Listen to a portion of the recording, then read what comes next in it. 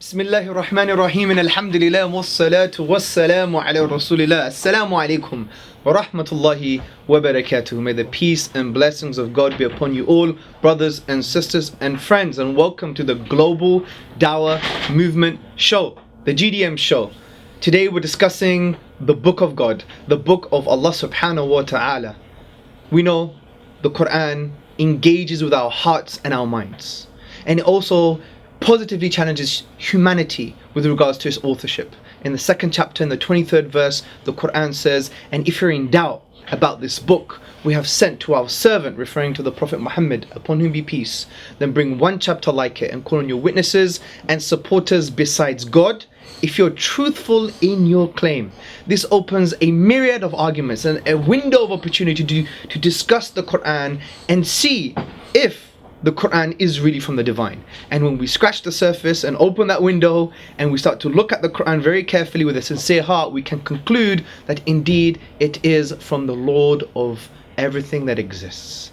One particular argument we're going to discuss today is called the literary composition of the Quran, the literary arrangement or harmony of the Quran. Because we know the Quran was revealed over a 23-year period for specific times and places, yet it has this amazing harmony, this literary harmony, which suggests that the author must have known the future. And one specific example we're going to give is Surah Al-Baqarah, the second chapter of the Quran, which has 286 verses, and it was revealed over a 9-year period, intensely over a 2-year period for specific times and places, yet it has this amazing literary harmony and composition and arrangement. This only means that the author must have known the future, which makes sense of God. And with us today we have Ustad Asif Uddin, who has studied with not classical scholars, he's not that old. I know he's got grey hair, but he's not that old. May Allah bless him and preserve him. But he studied with amazing scholars in Mauritania, in Qatar, and in Egypt, and even in our home, England. Assalamu alaikum warahmatullahi wabarakatuh. How are you? Alhamdulillah. How's family? Good, mashallah. Good to see you. You look very nice with this jacket. Jazakallah khair. May Allah bless you. Ameen. So, this amazing composition in the Quran, and specifically in Surah Al-Baqarah, is called ring composition. What on earth is ring composition? So ring composition shows us the cohesion or the structure or the pattern of a book or a chapter or even a paragraph. So there are three main types of ring compositions that occur often in the Quran. So I'm just going to use the paragraphs in place of letters.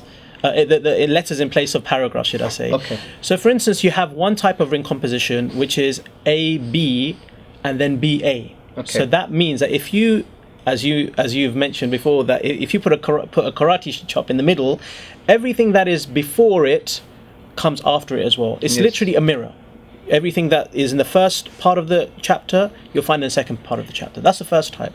The second type is AB and then X, then BA.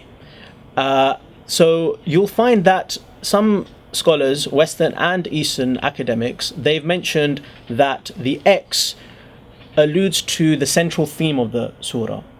And the third type, and we'll go over an example of that very shortly, the third type is AB, AB. So what is mentioned in the first paragraph is the same as the third paragraph, the second paragraph is the fourth paragraph. So we have an example as a quote of the second example, ABX BA, Yes. written by Mary Douglas. Yes. So Mary Douglas, she refers to similar structures, and she has a book called Thinking in Circles, an essay on ring composition. What we've done here is basically summarize the second form of the ring composition, just for people to understand what it means. Basically, here's a theme. I woke up in the morning, I left the house, I bumped into a friend whom I hadn't seen since childhood, I came back home, I went to sleep. So if the mirror was in the middle here, which is the kind of central theme, what's in the first part of the narrative is reflected in the second part. As you can see, I woke up in the morning, I went to sleep, it's mirrored. I left the house, I went back to the house, I went back home, it's mirrored. Then you have the central theme here. And that's a very good example because, as you correctly stated, that the I bumped into a friend whom I hadn't seen since childhood is the main point of that argument, Exactly. or that paragraph. Because the other two things are just incidental. Incidental, yeah. Going home and going to sleep is incidental for Sure. most people. Right? So good. So that's ring composition. So, but many other people have had ring composition in their literary works. For example, poets or orators or whatever the case may be. And they say it's a primitive form of structuring your discourse as well, or your piece of literature.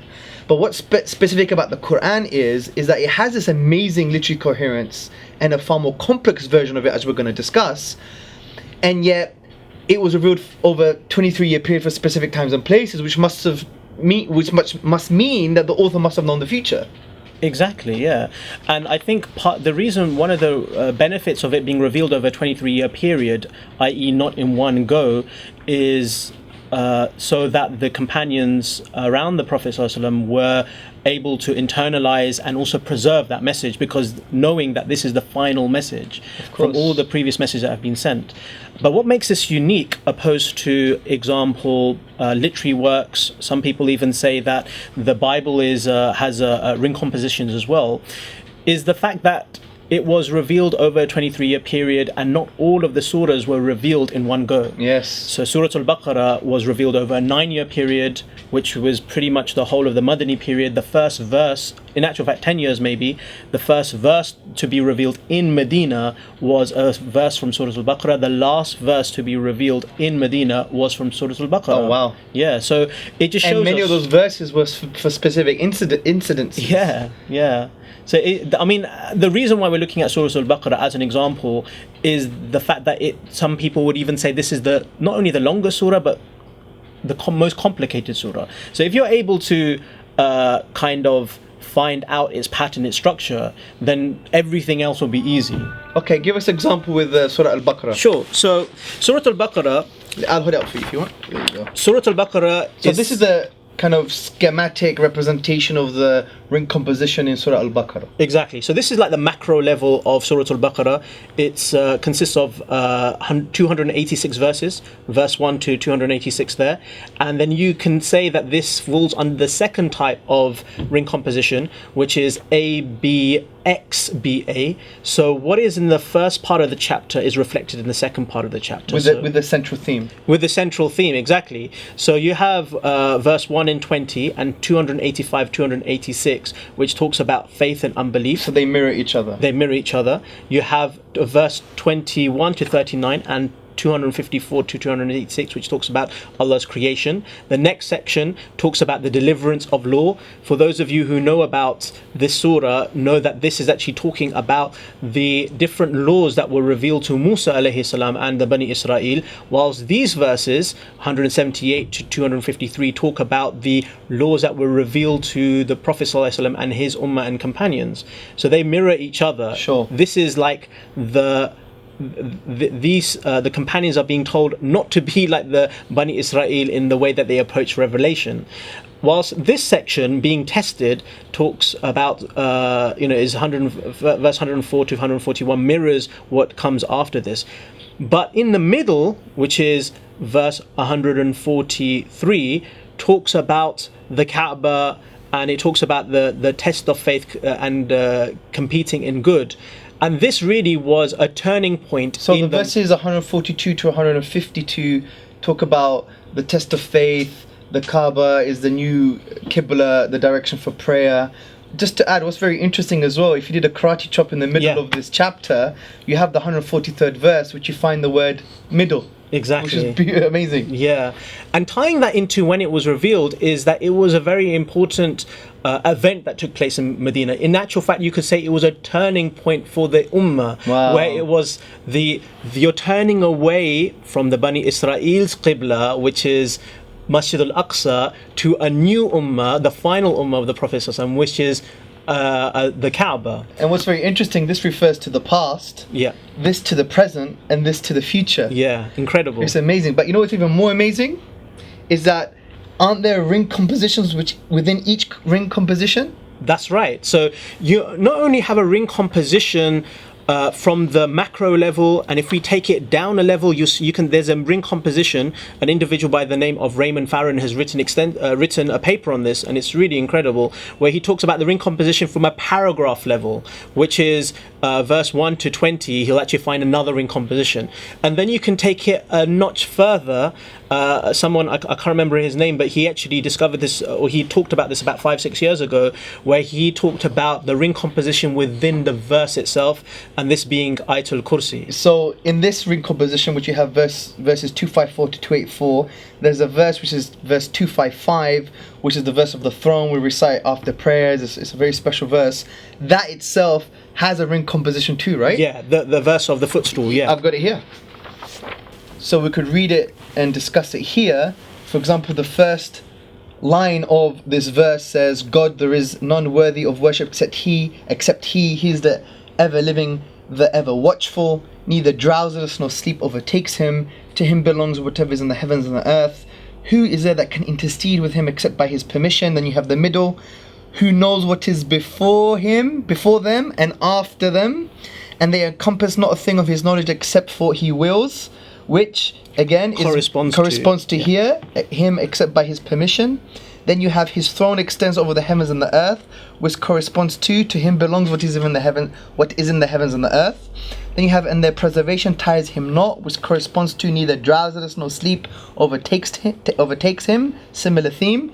Then you have, and He is the most high, the most supreme, similar theme, by His names and attributes. God, there is none worthy of worship except He, the ever living, the ever watchful. So that's a ring composition. So that within this ring composition. Exactly. And that would actually fall under the second type of ring composition that I mentioned, which is ABXBA. Yes. Wow, this is phenomenal. This is phenomenal stuff. So what has the Professor Raymond K. Farron what he said about Surah Al-Baqarah in general? Sure. So I have a quote here of Professor Raymond Farron. He is a professor in the Arabic language at the University of Kuwait, a Western academic. He says, indeed, this chapter exhibits marvelous justness of design. It is precisely and tightly arranged as we have seen. According to the principles of ring composition, even the section lengths fit perfectly in the overall scheme. Moreover, the precise structure serves as a guide, pointing to key themes in the chapter. These occur according to the logic of the pattern at the centers of individual rings, particularly at the center of the whole chapter. At the center of the chapter, again, one finds instructions to face Mecca, this being a test of faith, identification of the Muslims as a new middle community. Excellent. So if someone wants to research this further, they don't have to know the ins and outs of Arabic language. They could just read the English Quran and start studying its themes. And they could go to various scholars. For example, you have Professor Raymond K. Farron. You have another guy who's Belgium, you said? Yeah, he's a Christian, in fact, by the name of Michel Sapois. He's written a couple of books, one on Al-Ma'idah and another book called the Composition of the Quran. Excellent. And then you have Neil Robinson, who wrote Discovering the Quran, a Contemporary Approach to Veiled Text. Yep. And then you have actually this scholar here, Mustansir Mir. He wrote the book Coherence in the Quran. Yeah, which you said it's a good summary. I'd say that this is probably the best book to read from the books I've mentioned. Like Michel Sapois, he's very technical. I'm not sure he'll be everyone's cup of tea. But Mustansir Mir, the Coherence of the Quran, this is a very good introductory book. This is based on his PhD, discussing this matter. Excellent. So in summary, the whole of the Quran on a macro level has a literary coherence and composition, and if you keep on breaking it down even to a chapter level and a verse level, it has this amazing coherence and composition. Some forms of these literary arrangements include ring composition. Surah Al-Baqarah has this ring composition. It was read over a 29-year period, specifically over 2-year periods intensely, for specific times and places, yet it has this amazing coherence. How on earth? The author must have known the future. Absolutely. So I'm just going to end by, this is a beautiful quote. I found it in the book called The Eternal Challenge, written by Muhammad Abdullah Draz, who was a scholar from Al-Azhar University, and we'll end on this. I think it's an amazing quote. He said, "How else can it unite so perfectly and harmoniously parts and pieces that do not naturally come together? Is it as a result of an experiment that follows a spontaneous thought? That could not be the case. When each part was put in its position, the one who placed them never had a new thought or introduced any modification or rearrangement. How then could he have determined his plan? How could he have made his intention so clear in advance? When we consider such detailed instructions on the arrangement of passages and surahs, we are bound to conclude that there is a complete and detailed plan assigning the position of each passage before they are all revealed. Indeed, the arrangement is made before the reasons leading to the revelation of any passage occur, and even before the start of the preliminary causes of such events. Such are the plain facts about the arrangement of the Quran as it was revealed in separate verses, passages, and surahs over a period of 23 years. What does that tell us about its source? Brothers and sisters and friends, read the Quran, but it's not just about intellectual gymnastics. Ponder over it, because it's the message for our lives, that we are here to worship God. And what does worship mean? To love Him, to know Him, to obey Him, and to single all our acts of worship to Him alone. And this is profound. It liberates us from the kind of shackles to our own ego, our desires, society, peer pressure, and you have this true spiritual liberation by obeying the one that essentially is the most merciful and that created everything that exists. Thank you, Sheikh. May Allah bless you. Brothers and sisters, keep in touch. Assalamu alaikum wa rahmatullahi wa barakatuh.